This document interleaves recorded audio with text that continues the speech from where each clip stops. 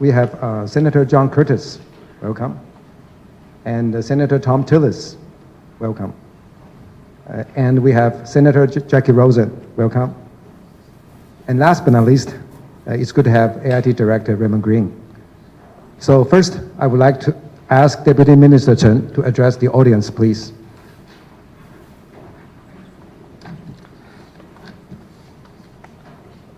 It's a great honor to host this press conference. On behalf of the Ministry of Foreign Affairs, I'd like to extend our gratitude and appreciation to Senator Shaheen, Senator Curtis, Senator Tillis, and Senator Rosen for your unwavering bipartisan support for Taiwan.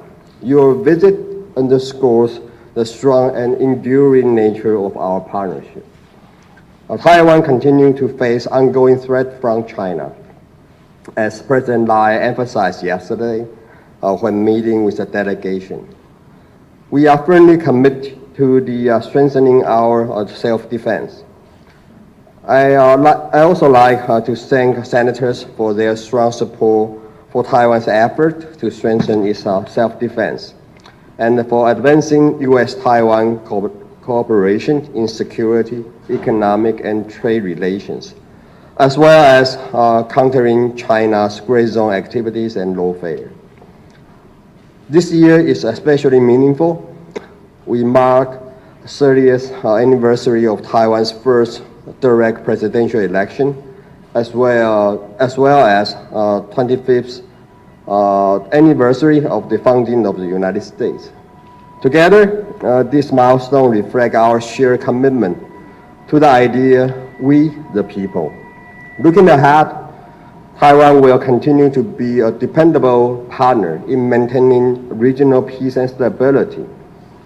Taiwan will also play an active role in building resilient supply chains in the AI area, where innovation and security go hand in hand. Once again, we are truly grateful for the long-standing bipartisan friendship on Capitol Hill and for the strong support your distinguished delegation has shown to the people of Taiwan. Thank you. Thank you, Deputy Minister. Now, I would like to invite Senator Shaheen to deliver her remarks. Please. Thank you.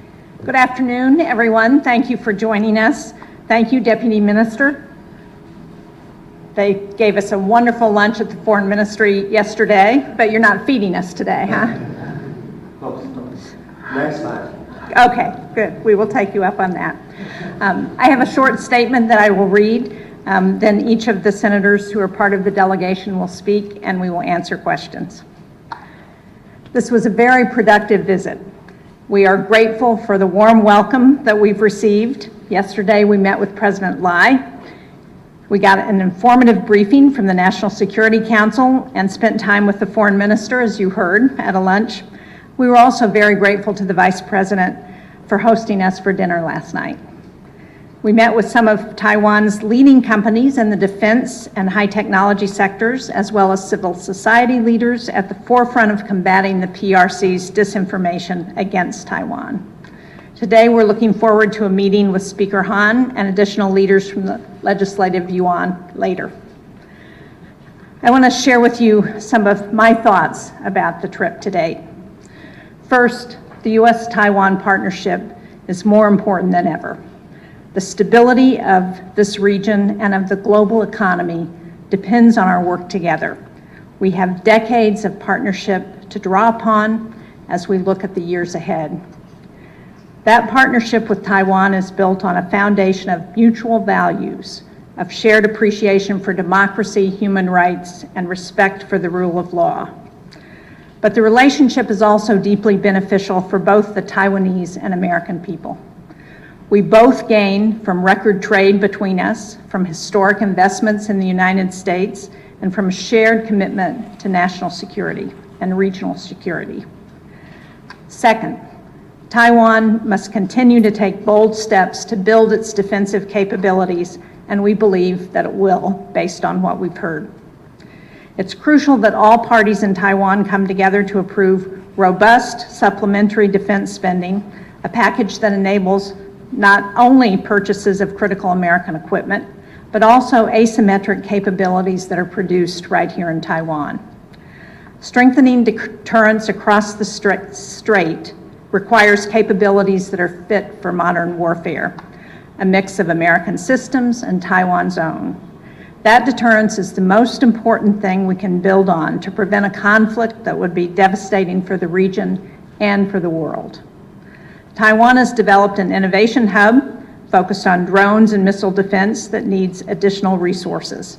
We had a chance to see some of that innovation yesterday.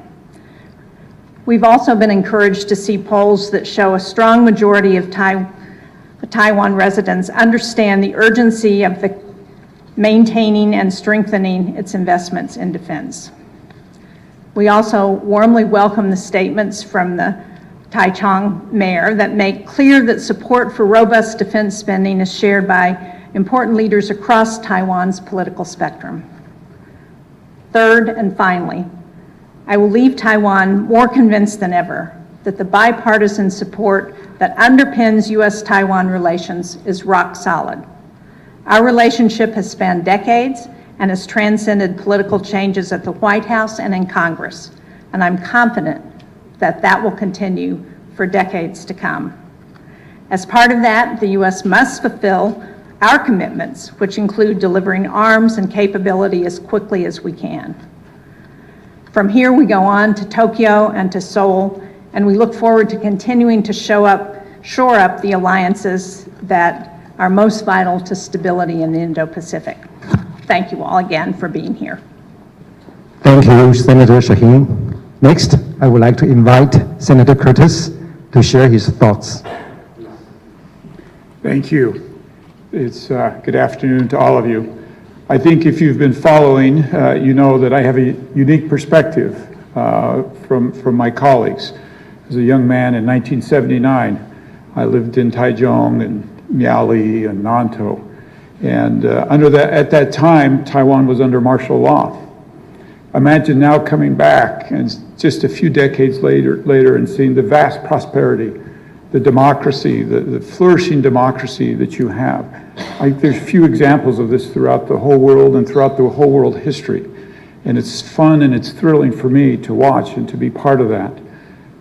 In 1979, I think it's fair to say that the relationship between Taiwan and the United States was a little bit of a parent and a child relationship, where Taiwan looked to the United States to have a lot of help. And I think that relationship has changed dramatically to more of two partners who both contribute to the relationship and who both bring unique things that help each other. That's one of the reasons that I so strongly feel that Taiwan should pass a special defense budget. That's part of that role of that partnership and us working together. It's important that when I go home to my colleagues in the Senate, that I'm able to say to them, they're carrying their weight, they're picking up their end of the stick, and they're doing their part and not overly dependent on us in the United States. As we invest in the United States in defense and not only protecting this part of the world, but the entire world, we need to know that you're there with us, that you're lifting your end of the stick as well. So I'm grateful, and I want you to know that most of all, I spent this last few days driving around looking out the bus window and out my hotel window and just thinking back how improbable it was that that 19-year-old that rode that tall bicycle so many years ago is now meeting with your leaders and with all of you. And just please know there's a lot of appreciation for you, for your culture, for the culture of the Taiwanese people, for the hospitality and the kindness that you all exhibit to me. Thank you. Thank you so much, Senator Curtis. Let me now offer the floor to Senator Tillis, please.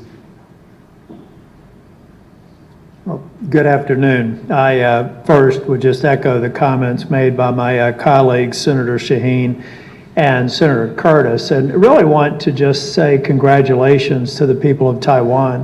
What a remarkable success story this is for a free market democracy in just a few decades. You know, our nation is 250 years old, and you've become an extraordinary example of how democracy and free markets can free a people and create such an innovative society that you stand along some of the giants in terms of, your ability to innovate, to export your intellectual property, and to become a major influence in global economics and trade.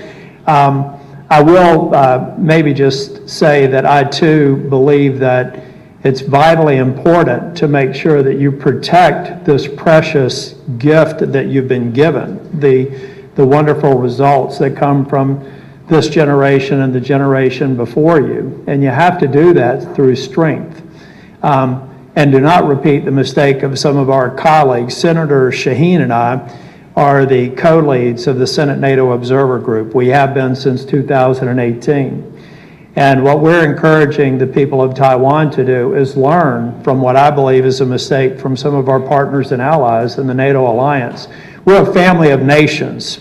And I always say to my colleagues, my counterparts in NATO countries, that like my family of 6 children, we fight, we argue from time to time. We don't even speak to each other for weeks or months on end.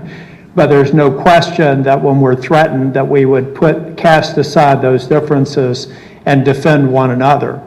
But it's also important to speak honestly to family members, the family of nations, the family of democratic free market nations, and make sure that you're taking care of yourself. That's why I also believe that the defense supplemental is so important, because we learned over the first 20 years of this century that underfunding NATO by some $2 trillion has actually created an industrial base that needs modernization, capacity that should have already been there.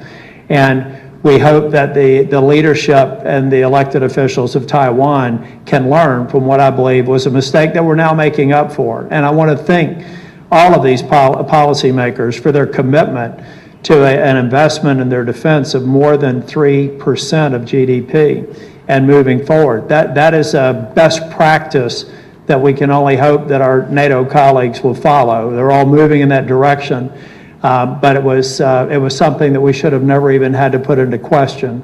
So we look forward to finishing our time here. I think I'm probably going to have to go on a diet because I don't think I've eaten so much. I've eaten like 3 Thanksgiving dinners over the last 24 hours. So I also thank the chefs and the people that prepared the wonderful food. Thank you.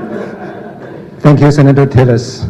Finally, I'm honored to ask Senator Rosen to say a few words, please.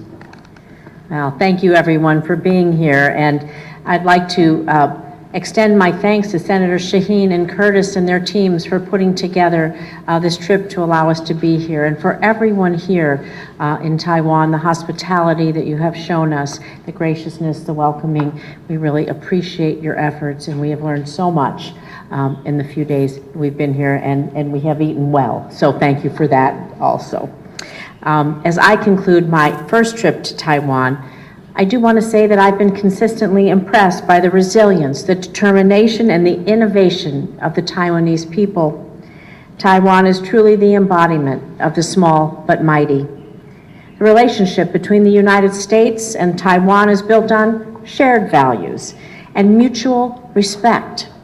Its partnership is rooted not just in economic and technological cooperation, but in common commitment to stability, opportunity, and to peace. That commitment to peace also requires preparedness. Around the world, we've learned that deterrence, grounded in credible, responsible defense investments, help us preserve stability. And I commend the serious and thoughtful discussions that we've had during this visit about Taiwan's desire to provide for its own defense. Passage of the Taiwan special budget, defense budget, will be critical to making this future reality and enabling the types of investments needed to deter aggression and contribute to peace in the Taiwan Strait. As I stand here with my colleagues from both sides of the aisle, I hope it is clear to everyone here that there is bipartisan support for the Taiwan-U.S. relationship, and that support in the Senate is stronger than ever. And to the people of Taiwan, thank you again for your hospitality, your candor, your heart, and your example. You've shown the world that democracy and innovation can thrive in the most difficult of circumstances, and that is no small achievement, and it is absolutely one worth protecting. Thank you. Thank you, Senator Rosen. There's a little step there. Now, I would like to open the floor to questions for the delegation. So I think we should have time for 3 to 4 questions. So just please tell us your name and before you're asking your questions. So Bloomberg. Thank you. I'm Ian Lee with Bloomberg News. So as Senator Shaheen just mentioned, during this trip you have seen some of Taiwan's arms production capabilities. So my question is, what do you think are the most promising areas where the US and Taiwan can work together on co-production of weapons, and how are you going to push for that when you're back in DC? Thank you. I think I'll take the first question here. We've been very pleased to visit NCIST and see the innovation and the technology and the imagination of all the engineers here, whether it's software, hardware, and in defense. And I think this is one area, as you see conflicts around the world, that we really need to cooperate in, learn from each other, and invest in. That makes us safer. So we're really thrilled about that. We're going to find ways to continue to strengthen that partnership through maybe legislation, working on cooperative agreements like we've done before in cybersecurity and in others, to create this innovation environment and potentiate it. It's good for both our countries. Thank you. Be careful of the little step. Over there, Central News Agency, please. Hello, I'm Central News Agency. I'm Charlie Young. And my question is this. The opposition parties in Taiwan counter proposed plans that are way less than our government's special budget. From the U.S. standpoint, how would you make of the differences in numbers? And is this something that you will talk about when you meet the opposition later in legislative reign? And also, what kind of message does this dispute over defense budget send to the international community? Thank you. If you look at the content of the special defense budget, you have to look at it in 2 ways. Some of the conventional systems that have longer lead times that are very, very important, but also some of the asymmetrical capabilities that need to be funded. If we've learned, one of the things that we've learned in observing Russia's illegal war in Ukraine is how what would on paper look like a country that's simply outmatched, how well they have been able to bring the fight to Russia and defend their territory. Some of that is through a constellation of conventional kinetic capabilities, offensive and defensive. But much of it is the asymmetrical capabilities that they have developed and become extraordinary at in terms of manufacturing and deploying on the battlefield. What we've seen in our visit here, Taiwan has already determined and developed capabilities that if they have the funding at scale, I think create a dimension on the battlefield and uncertainty that really even goes beyond some of the conventional supply or some of the conventional weapons that would be put into the pipeline should the government actually pass the funding. Whether it's $40 billion or $20 billion probably is an important discussion to have, but having the right mix of platforms in there is equally important. And the message that we'll be conveying to leaders today, and the message that I'll be conveying, similar to my opening comments, is let's not make the mistake of underfunding baseline capabilities, because that to an adversary will identify maybe a vulnerability or a weakness, and Taiwan could not seize the opportunity to create that level of uncertainty that comes through some of the asymmetrical capabilities, either homegrown or ones that they could acquire from the United States or other partners and allies. TVBS, please. Good afternoon. Mic test. Okay. Good afternoon, Senators. I'm Ting Ting from TVBS News in Taiwan. Welcome to Taiwan. Okay, I have a question in regards to just on the day that you arrive in Taiwan, we see that the PRC has actually announced that the CCP leader Xi Jinping has invited the opposition leader KMT, Chen Lin-wen, to visit. So I'm just wondering, how do you actually depict this message that is actually released on the day you arrive in Taiwan, showing support for Taiwan?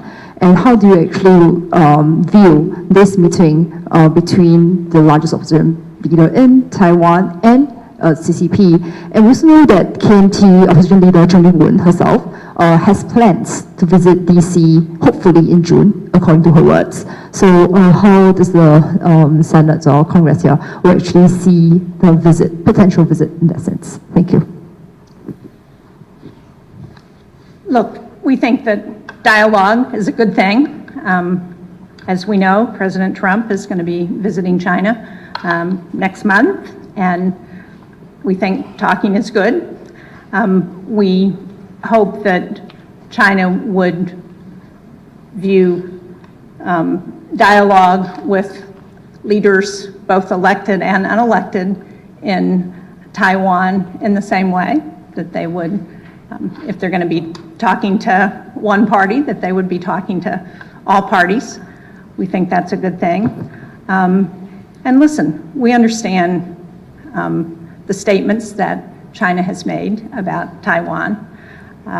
And that's why we think it's very important for Taiwan to be prepared for its future, why the defense budget is so important. Because deterrence is the best way to prevent outcomes that we might not like. And we have had this conversation with virtually every leader that we've met with since we've been here, and I suspect we will have it in our later meeting today as well. Thanks. Right, Thai sounds, please.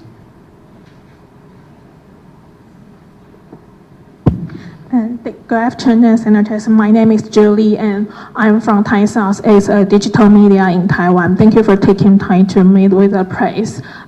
We know last President Trump may meet President Xi in May. So, what specific tools or mechanisms does the U.S. Congress have to ensure that U.S. security commitments to Taiwan are not to use as a bargaining chips in negotiations with Beijing? Thank you. I mentioned that I was here in 1979, but what I didn't mention was that it was August of 1979. And that's significant because it was just a few weeks after the U.S. broke off diplomatic relationships with Taiwan. And interestingly, my colleagues who had arrived here just before I did, also young Americans who were missionaries, literally had to stay in their homes because the people here in Taiwan were a little bit angry. No, you were probably a lot angry at the United States. But what was interesting is within just a few weeks, when I arrived in August, that was gone. And once again, those friendly relationships came back very quickly. One of the reasons is because the U.S. Congress stepped in and defined the relationship in U.S. law.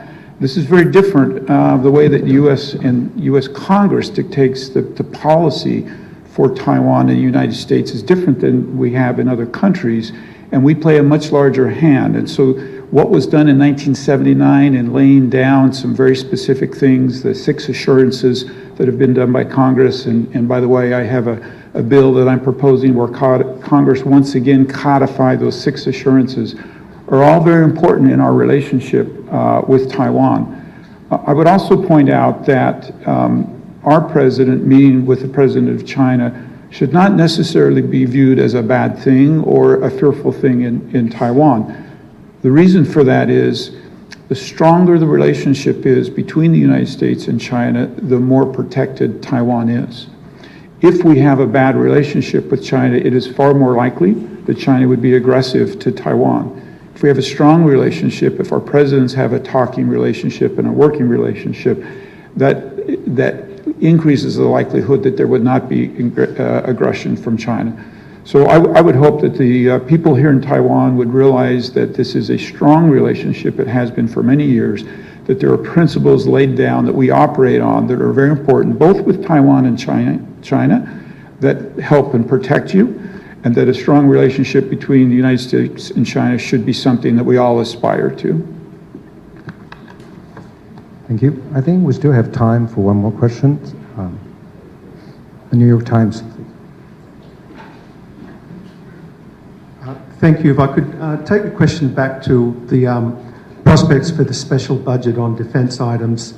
After your 2 days here, do you feel any more confident or less confident that that budget will pass? And what's your level of comfort with bringing in compromises that might reduce the numbers in that budget? In other words, do you think from Washington's perspective it has to stay as a take it or leave it package, or should some of the opposition's demands or concerns be taken into consideration? Thank you. Look, we're members of Congress. We understand that the members of the legislative yuan here are going to ultimately make that decision based on what the people of Taiwan believe. That's why I said I was encouraged to see the polling that showed the Taiwanese overwhelmingly support a strong defense budget. But as Senator Tillis pointed out, and Senator Rosen, it's also about capabilities that are critical rather than a single dollar amount. But those capabilities, as we look at the potential threat and the challenges ahead, require a certain level of capability and technological expertise that are going to cost. So I hope that as the yuan is looking at how it ultimately resolves this question, that it recognizes the importance of that strong defense to serve as a deterrent in the future and to send a very strong message around the world that Taiwan is not only concerned about its future, but is very capable of defending it. Thank you. I think it's about time. So let me once again thank the delegation for traveling to Taiwan and for being with us. So before we conclude this event, at the request of our friends from the media, I would like to invite our special guest for a group photo. Yes. So with Deputy Minister Chen and Director Green and all our distinguished guests,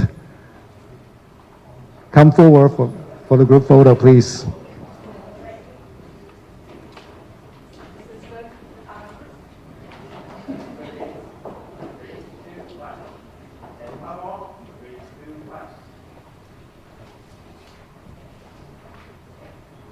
All right, thank you, everyone. I think this concludes today's event.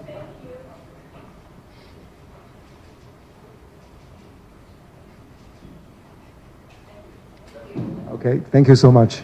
Thanks for your time.